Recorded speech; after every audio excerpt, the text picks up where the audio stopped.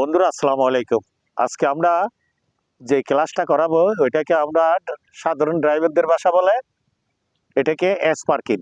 আমাদের বিআরটি এর ভাষায় ওনাকে এটাকে বলা হয় জিগজ্যাগ। এটা একটা চালকের জন্য অত্যন্ত গুরুত্বপূর্ণ একটি ক্লাস। এটার মাধ্যমে ড্রাইভিং লাইসেন্স নিতে হলে এই টেস্টের মাধ্যমে ড্রাইভিং লাইসেন্স নিতে হয়। আজকে আমরা যে ক্লাসটা করাবো এটা একটা ম্যানুয়াল গাড়ি।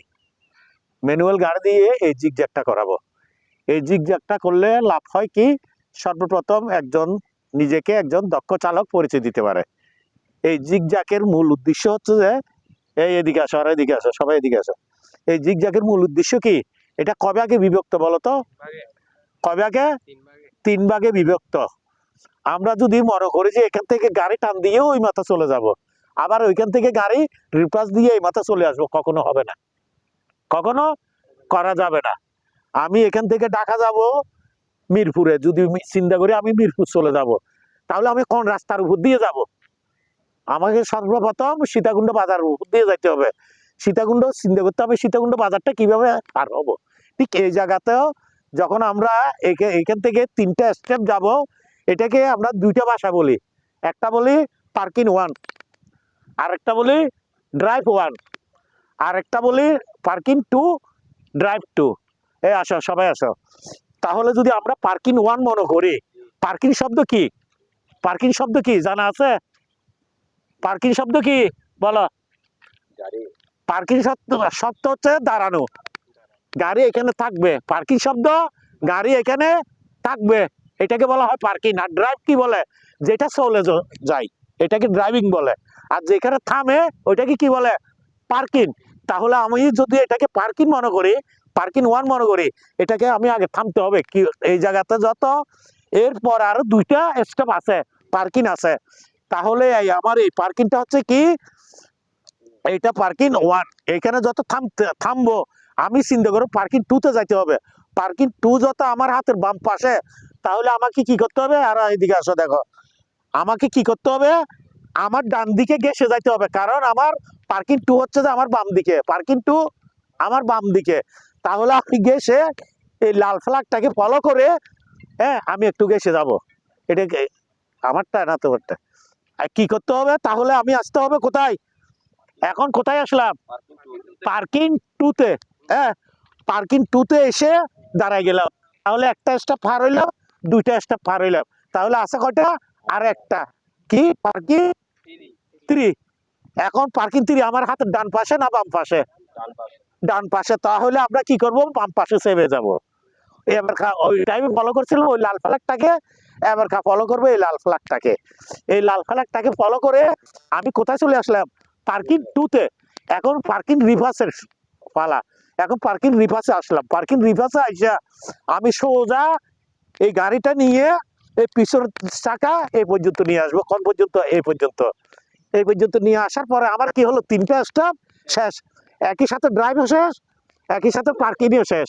তাহলে পার্কিং ওয়ানও শেষ করলাম, পার্কিং টু শেষ করলাম, পার্কিং থ্রিও শেষ করলাম। এখন ড্রাইভ ওয়ানও শেষ করলাম, ড্রাইভ টুও শেষ করলাম, ড্রাইভ থ্রিও শেষ করলাম। এখন কিসের পালা? এখন রিভার্সের পালা। রিভার্স যত আমি এতক্ষণ ফলো করছিলাম আমার সামনেকে, সামনের শুকে, এখন ফলো করবো আমি আমার পিছনের চাকাকে। এই পিছনের চাকা এখানে হোয়াইট কালার একটা কি ফ্ল্যাগ দেখা যায়। এটা যদি আমি রিভার্স ধরি, রিভার্স ধরে আমার হোয়াইট কালার এই ফ্ল্যাগটাকে পিছনের চাকার সাথে মিলাবো। কোন পিছনের চাকা? আমার ডান পাশে পিছনের চাকার সাথে মিলাইলাম। মিলিয়ে ঠিক এই জায়গাতে যখন আমার পিছনের চাকাটা আসবো, আমি ফুল কাটটা দেবো কোন দিকে? ডান দিকে। ডান দিকে কাটটা দিয়ে আমি কোন দিকে তাকাবো? বাম দিকে মিডরে। বাম দিকে মিডরে তাকাবো। মিডরে তাকাইয়া আমার তখন কাটটা স্টার্টিং হুইলটা কত ডিগ্রি? 90 ডিগ্রি কাটছিল। 90 ডিগ্রি থেকে আমি যখন আস্তে আস্তে পিছন দিকে যাব, এই ডান দিকে তাকাতে তাকাতে হোয়াইট কালার ফ্ল্যাগটাকে দেখা গেল। দেখা যাওয়ার সাথে তাকে 90 থেকে আমি 45 ডিগ্রি, অর্থাৎ আমরা যদি ডিগ্রি হিসাব করি তাহলে 90 ডিগ্রি। আর যদি আমরা ফেস বলি, সাধারণ ড্রাইভাররা যে ফেসগুলো বলে, তাহলে 1.5 ফেস। কত ফেস? 1.5 ফেস। আমাদের স্টারিং হুইল 1.5 ফেস। 1.5 ফেস থেকে আমি 1 ফেস ছেড়ে দেবো। 1.5 ফেস থেকে অর্ধেক অর্ধেক ছেড়ে দেবো 75 ধরো। হ্যাঁ, ছেড়ে দেওয়ার সাথে 150 ধরো না আর, হ্যাঁ 330-90 হয় আর কি। আমি ছেড়ে দেওয়ার সাথে সাথে এই ফ্ল্যাগটাকে দেখা যাবে। এই ফ্ল্যাগটাকে যখন দেখা যাবে তখন আমি কি ফলো করব, এতক্ষণ ফলো করছিলাম আমার পিছনের ডান পাশের চাকা, এখন ফলো করব আমার পিছনের বাম পাশের চাকা। ঠিক আবার এই জায়গায় যখন আসবে তখন আমি কাটটা দেবো আবার কোন দিকে, ডান দিকে, ডান দিকে কাট দিয়ে বাঁ দিকে মিডরে তাকাবো, বাম দিকে মিডরে তাকাবো। মিডরে তাকানোর পরে আমি ফ্ল্যাগ দেখবো কোনটা, এই ফ্ল্যাগটা, এই রেড কালার, এই রেড কালার ফ্ল্যাগটা আমি দেখলাম। রেড কালার ফ্ল্যাগটা দেখার পরে আমি চেষ্টা করতে হবে কি এই দুইটার মাঝখানে আমি আমার এই গাড়িটা আছে কিনা, এই দুইটা ফ্ল্যাগের মাঝখানে আছে কিনা। দুইটা ফ্ল্যাগের মাঝখানে যখন আমার গাড়িটা থাকবে আমি সোজা চলে আসলাম।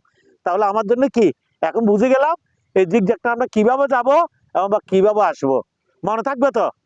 তাহলে বন্ধুরা আজকে এই পর্যন্ত। আমি প্রতিনিয়ত কোনো কোনো টাইমে যে 3টা পার্কিং নিয়ে আমি চেষ্টা করি, একটা হচ্ছে জিগজ্যাগ, আরেকটা হচ্ছে এল পার্কিং, আরেকটা হচ্ছে প্যারালাল পার্কিং।